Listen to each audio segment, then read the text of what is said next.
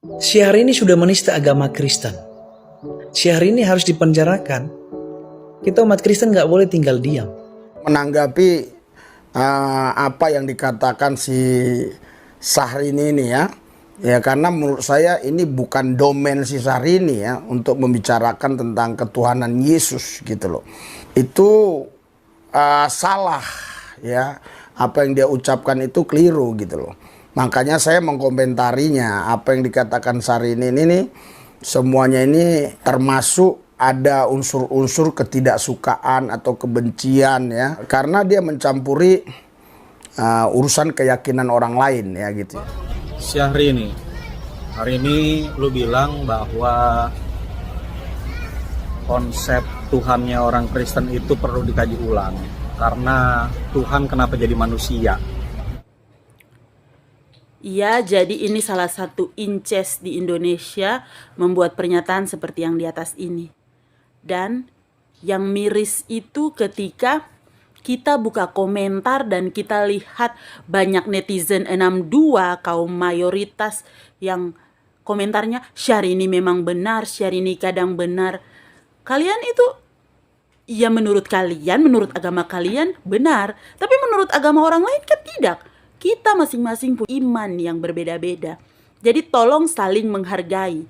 Ketikan-ketikan kayak begitu itu kalian mendukung Syahrini untuk semakin tidak atau membuat tayangan yang berisi statement bahwa Isa Al-Masih itu cuma nabi, punya keterbatasan, tidak maha kuasa, maka tidak memenuhi syarat, tidak memenuhi kriteria sebagai Tuhan.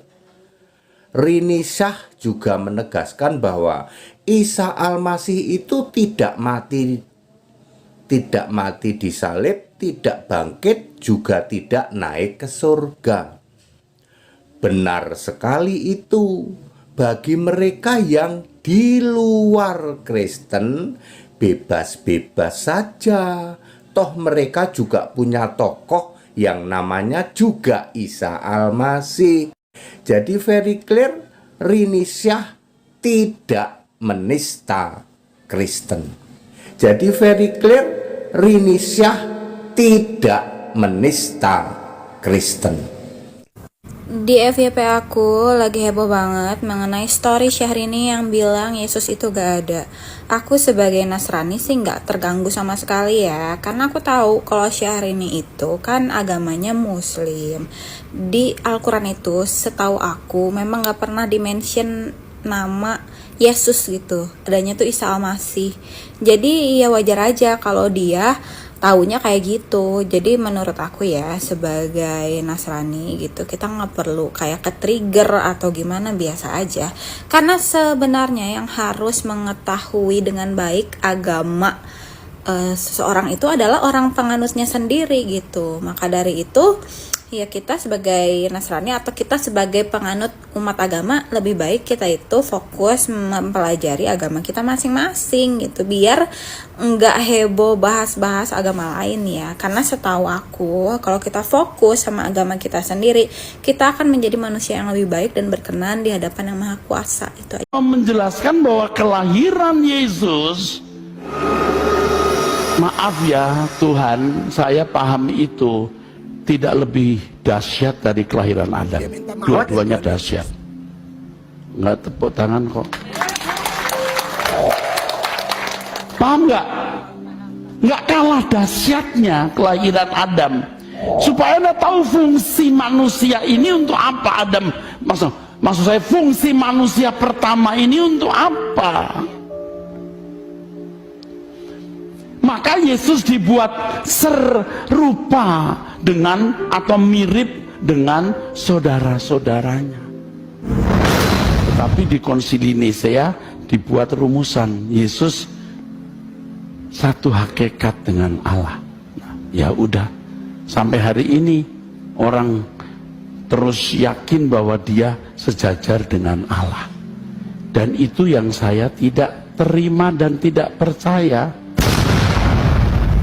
Tapi yang kita hadapi dunia yang sudah terlanjur. Tapi saya punya pengikut saudara paling tidak. Saya bicara sudah pelan-pelan nih, masih nggak tahu, nggak ngerti saya. Ya, Juru selamat itu Allah, Yahweh, bukan Yesus sebenarnya. Gembala yang baik itu Yahweh, bukan Yesus. Terang itu Yahweh. Kalau kita membaca dalam surat Rasul Paulus, yang menjadi tujuan doa Rasul Paulus terus tuh Theos, dalam terjemahan kita Allah. Memang ini juga bisa mengaco kata ini. Allah ini tunggal kan, menyiratkan tunggal. Sedangkan di Perjanjian Lama, maaf, kata Allah juga digunakan untuk Elohim. Ini juga mengaco sekali. Elohim diterjemahkan Allah. El yang sama dengan Theos diterjemahkan Allah. Apa nggak kacau nih? Kacau, saudaraku. Sebenarnya di sini kacau. Nah, Theos ini Bapak di surga. Saudara membaca di Alkitab, di semua surat rasul-rasul selalu bicara mengenai ini. Kuduslah kamu sebab aku kudus. Theos. Theos, Theos, Theos, Theos. Nah, dengan terjemahan ini, dengan terjemahan Theos menjadi Allah, lalu tanpa disadari Yesus dimasukkan di sini. Padahal tidak, ini Theos. Nanti di dalam ayat yang lain baru ada Tuhan kita Yesus Kristus. Terpujilah Allah, Bapa dari Tuhan kita Yesus Kristus. Baca. Terpujilah Allah, Theos maksudnya, Bapa dari Tuhan Yesus Kristus. Jadi kalau kita membaca Alkitab menemukan kata Allah, asumsi kita itu Yesus termasuk di dalamnya. Tidak, ini Bapa. Bicara seperti ini berat sebenarnya, saudara. Berat. Karena konsep orang sudah. Halo saudara-saudara, assalamualaikum warahmatullahi ta'ala wabarakatuh. Kembali kita berjumpa di channel kesayangan kita, yaitu channel ilmu kita. Kali ini saudara-saudara, kita akan membuat video reaksi atas adanya pernyataan atau statement artis cantik negeri ini, yaitu Syahrini. Maju, mundur, maju, cantik, mundur. Ini dia. Dia mengatakan bahwa Yesus itu bukan Tuhan. Nah, ya, mengapa? Ini dia buat analisa bahwa Yesus itu makan, Yesus itu tidur, Yesus minum, Yesus berdoa, sama seperti dia. Loh, kalau sama seperti aku, enggak Tuhan dong. Manusia dong. Ini dia. Jadi ada ini pendapatnya.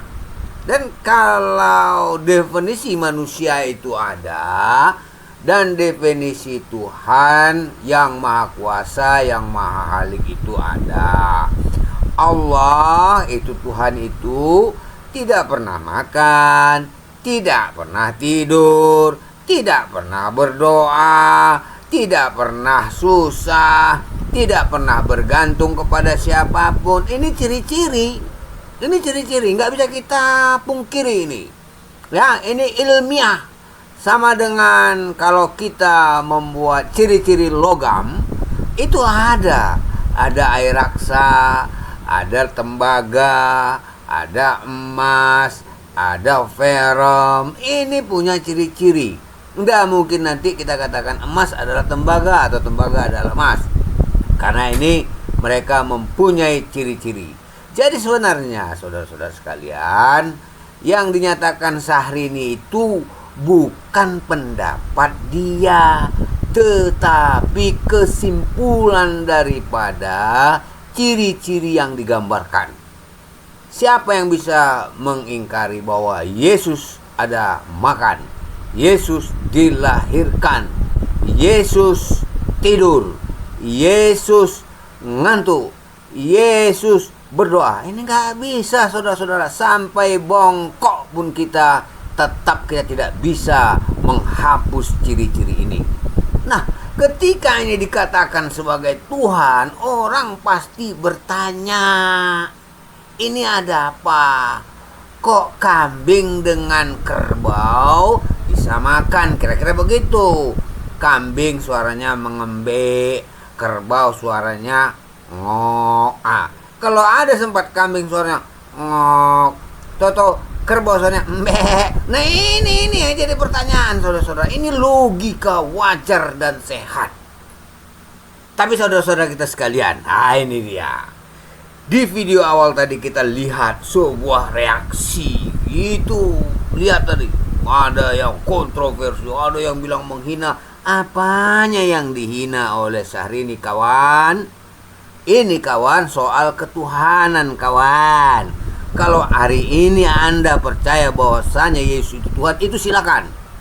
Tapi besok, lusa, kapanpun Anda bisa berubah. Sebaliknya yang demikian juga. Ini nggak bisa kita batasi. Oh, Anda nggak boleh mengatakan seperti itu. Mengapa nggak boleh? Yesus sendiri tidak pernah membatasi itu. Di Kristen sendiri pun tidak pernah membatasi. Oh, ini jangan, nggak boleh, saudara-saudara. Ini pendapat. Tergantung Anda setuju atau tidak, itu soal kedua. Tapi ini bukan penghinaan. Ya, banyak komentar tadi kita lihat saudara-saudara. Ada lagi katanya mengaku pendeta itu ya. Marga Lubis itu. Itu gimana itu seorang pendeta seperti itu cara bicaranya? Domain apa? Nggak boleh saudara-saudara. Demikian juga Islam. Islam itu bukan untuk orang Islam saja, untuk semua manusia. Ya, silakan Anda berpendapat, silakan Anda bertanya. Namun jangan menghina. Beda kata-kata menghina. Menghina itu merendahkan. Oke, kalau kamu bilang bahwasanya Syahrini menghina karena merendahkan, dia mengambil sebuah parameter. Tapi kalau yang dilakukan oleh kawan-kawan selama ini bukan mengambil parameter, tapi merendahkan. Nah, jika Anda tidak sependapat, berikan bantahan, ya, berikan bantahannya. Oh, bukan Syahrini, dia Tuhan, karena dia tidak tidur, dia tidak makan, dia tidak tidur, dia tidak ngantuk, dia tidak lapar, tidak haus, dia tidak berdoa, dia maha kuasa. Itu baru. Jadi kalau kita bilang lantas marah-marah itu menista begini sama itu luar biasa. Saya rasa ini masih jadi satu perbincangan dan debat-debat. Kemudian saudara-saudara, di video clipping kita yang penghujung itu ada satu ceramah berdasarkan Alkitab, ya, itu pendeta Erastus Sabdono. Jelas saudara-saudara, dia membuat analisa secara alkitabiah. Dia mengatakan bahwa Yesus itu bukan Tuhan, Yesus itu bukan ilahi. Anda lihat sendiri pakai skema. Siapa yang bisa membantah dia hari ini? Coba tunjukkan siapa yang bisa membantah dia, yang mengatakan bahwa Yesus itu bukan Tuhan, bukan ilahi. Ya, Allah yang maha kuasa, Allah yang maha pencipta, itulah Tuhan sebenarnya. Jadi ini kalau kita lihat dua pendapat ini sudah klop. Satu, Syahrini mengatakan bahwa tidak mungkinlah Yesus itu sebagai Tuhan karena sifat-sifat alamiah yang dia miliki. Yang satu lagi adalah seorang pendeta yang bernama pendeta Erastus Sabdono. Ini bukan pendeta kaleng-kaleng kawan. Ini pendeta kelas tinggi ini. Ya, ini kelas berat.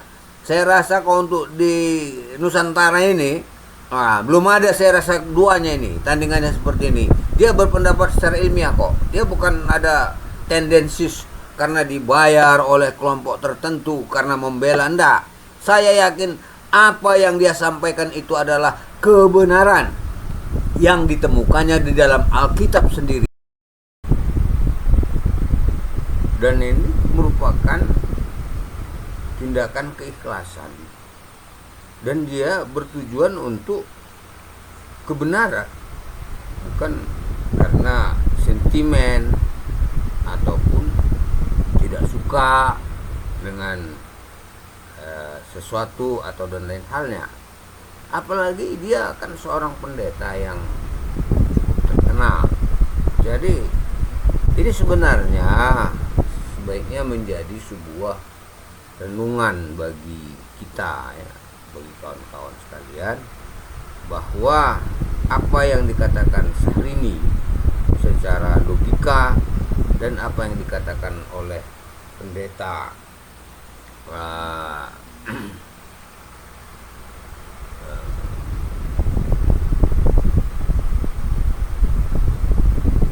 Rastu Sabdono ini jadi pertimbangan ya.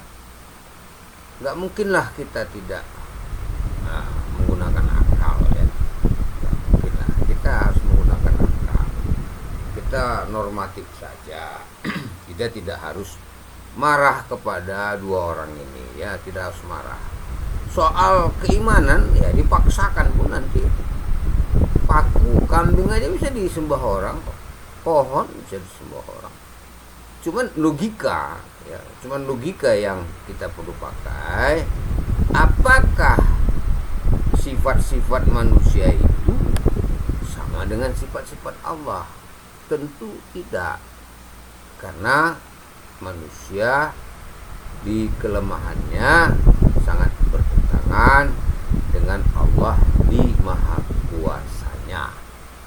Makanya dari sejak awal, dari kekristenan awal, persoalan ini ketika Yesus dikatakan Tuhan sudah menjadi perdebatan sengit di kalangan internal Kristen ya. Ini sudah menjadi perdebatan sengit. Kita tahulah sejarah kekristenan, sehingga untuk agar menerima azas Trinitas ini timbul penekanan, pemaksaan. Nah, tapi ya itu silahkanlah ya, bagi kawan-kawan yang mau mempelajari itu silahkanlah. Jadi saya rasa ini dulu yang bisa kita sampaikan, lebih dan kurang maaf. Nah, jangan lupa subscribe, like, share, dan komen. Semoga channel ilmu kita ini dapat terus berjaya dan semakin eksis. Demikian, assalamualaikum warahmatullahi taala wabarakatuh.